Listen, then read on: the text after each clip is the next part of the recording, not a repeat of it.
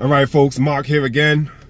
In my last video, I said I was going to do a video. I was going to talk about feedback loops real quick. Look, if you like the content, if you like my work, like, share, subscribe, leave comments, so on and so forth, because I appreciate y'all. Okay, so I said I was going to talk about feedback loops. So real quick, a feedback loop, you have what's called a positive and a negative. Now, a positive feedback loop, I'm going to give you guys an illustration, something very simple. If you're an electrical engineer, you know exactly what a feedback loop is. I'm a stockbroker. I'm in the stock market. I'm not, full disclosure, I'm not an authority on feedback loops. I peruse through the information. I do my own research. I study it. My reasons for studying it is not the same as the electrician. The electrician studies it for his work. I study it so that I can have a better grasp on life. Now, when you folks, I'm telling you, the world is an amazing. The world is a fascinating place when you start to look beyond what you can see. I'll say that again. The world is very fascinating when you start to study the metaphysical, looking beyond the physical. So that's why I research this stuff. It's also feedback loops in terms, yes, it's a principle of electrical engineering, but it's also a principle of biology as well. If we find feedback loops within our physiology, and I'll explain that right now. So first of all, let's distinguish what is a feedback loop, a positive feedback loop. There's a distinction between negative and positive. Let's start with positive. A positive feedback loop is this. Here's an illustration. A produces B. B in turn produces more A. Therefore, A continues to produce B. B in turn continue to produce more A. And therefore, A continues to produce more B. And you see where I'm going. There's a cyclical effect. Okay? It's a circuitry, right? And if it's controlled and moderated, a positive feedback loop is very good. Okay, if you want to increase the energy, the thermal energy of a system, positive feedback loops are good. The downside to a positive feedback loop is if it is left uncontrolled or not regulated or moderated, it will create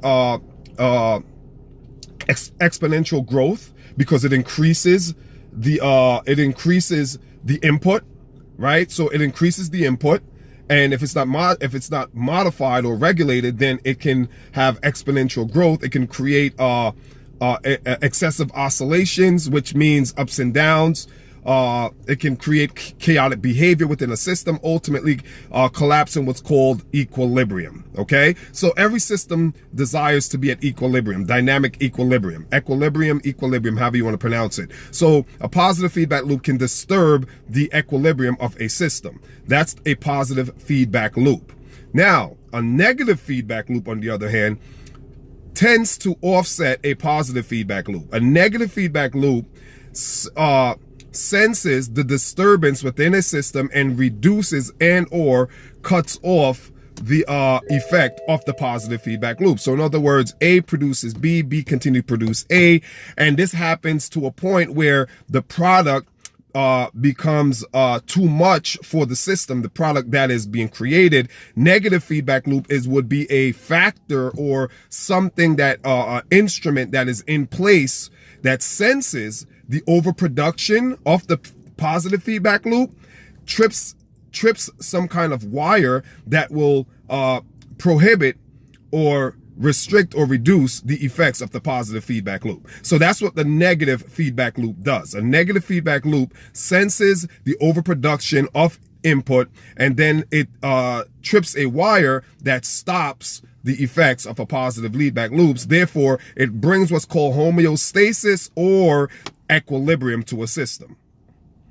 That's the electrical engineering definition. Let's talk about how it applies to you and I in terms of our lives and our physiology and our biology. Your body has what's called an endocrine system. We all have the endocrine system. The endocrine system is a number of glands, whether it's the pituitary gland, the thyroid gland, your pancreas, various glands in the body make up what's called your endocrine system. Your endocrine system is responsible for regulating the secretion of hormones in your body and in your blood. So your endocrine system, let's see, something just came to me. A thermostat. A thermostat is a perfect analogy or an example of how your endocrine system works.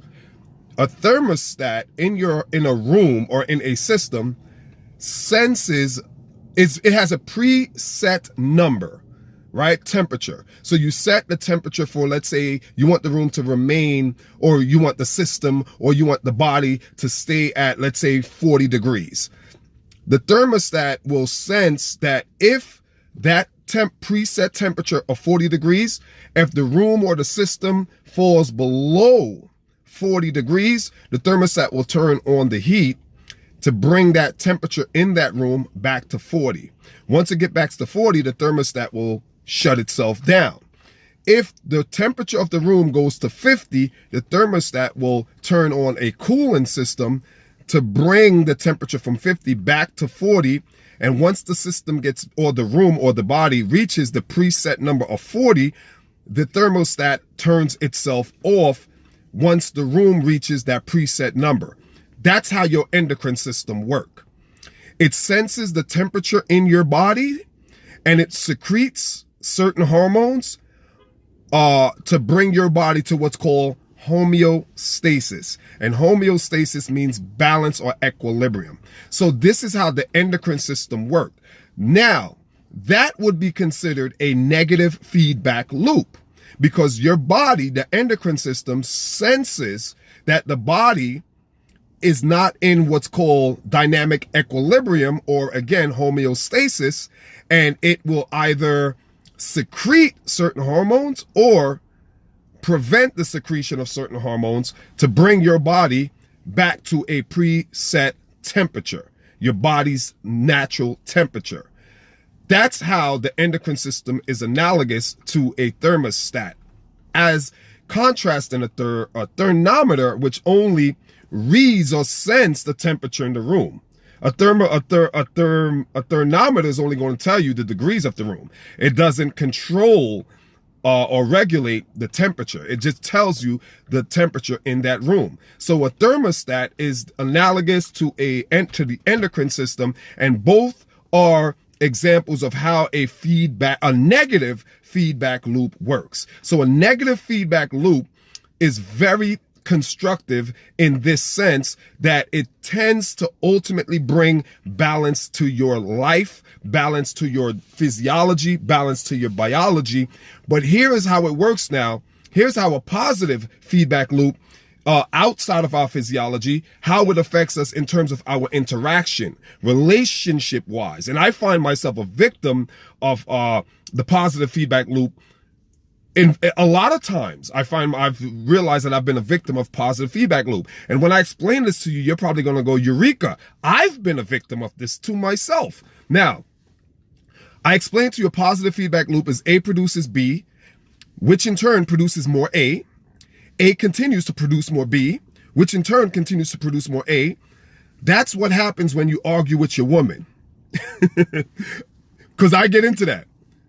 When you argue, when you fight with your spouse, what you're doing is you're actually, in terms of functionality, as a electrical being. Remember, we're bioelectrical. Okay, we have we have electrolytes within our cells, whether it's magnesium, potassium, calcium, sodium, all these are these are metals in terms of the periodic table. So these are what's responsible for electroconductivity within our body. We have the synode, which is what allows the heart to release electrical impulses in our fields, etc. So when we argue, whether it's with your spouse, whether you argue with anyone, your significant other, whoever, it doesn't really matter. When you see two people engaged in an argument, the reason why it's so difficult for people to walk away from an argument, and the reason why it's so seductive and alluring to be trapped into the argument is because of the mechanism of a positive feedback loop. Remember, A produces B, B in turn continues to produce more A, and the cycle continues. So when you're arguing with someone, be that your wife, your child, whoever it may be, when you're engaged in a verbal dispute with someone, what you're trapped in is the effects of a positive feedback loop. You say something to the person that angers them. They in turn say something back to you, which angers you. we're having what's called positive feedback loop, also what's called positive reinforcement. But the word positive is a nomenclature because it sounds like it's something good, but it's actually something negative. So don't be fooled by the word positive reinforcement or positive feedback loops. It's actually a negative effect or consequence on your life, your psyche, etc. So when you argue with someone, I say this to you, I represent A. You're B. You internalize what I say that you might find disrespectful, and you then throw it back to me.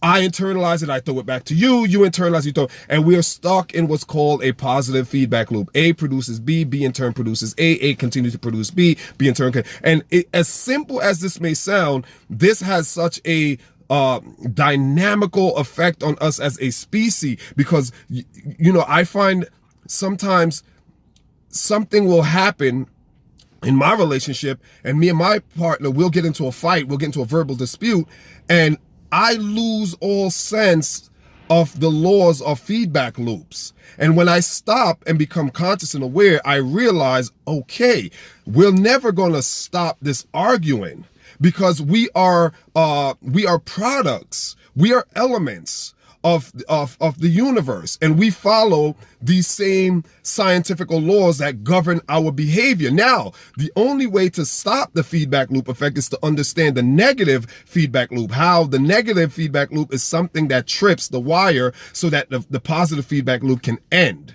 and be reduced. So positive feedback loops are very, very detrimental to relationships, especially when you get into arguments. Now, it can be positive because if you love your spouse loves you back, you therefore continue to love your spouse. So it can be used positively because, again, it has a reinforcing effect. But if it's a negative situation, some kind of disturbance to a system, all it's going to do is take that disturbance, magnify it twofold, and continue it.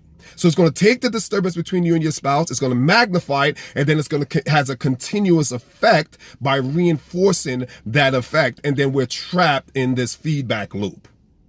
So hope that was I hope that was pretty instructive. I know it was pretty dense. You might want to watch this video again because it's definitely dense. I try to simplify it, but I know it's compact, it's dense, but it's an amazing science when you can utilize it, because if you can understand the feedback loop, the powers of it, if you can harness the power of it, you can change your life, because keep in mind, it reinforces itself. So if you've gained success in your life, if you've hit a certain level of success in your life, and if you know how the power of positive feedback loop work, then you know you can never fail. Because remember, it feeds off of itself. So if you became successful, that success is just going to continue to reinforce itself, and you're going to continue to be successful. Trust me, it works. It's a science, it's an art and a science to this though. It's, you know, like a brain surgeon has to be very precise when he cuts into a person's head, because their life is literally in the fingers of they're in the fingers, in his fingers. So he has to be very precise. So this art, this science, this information must be handled meticulously, fastidiously, precisely. You have to be very, very, I don't know. My vocabulary just ran out. My thesaurus just kind of like went flat. See y'all later. Peace.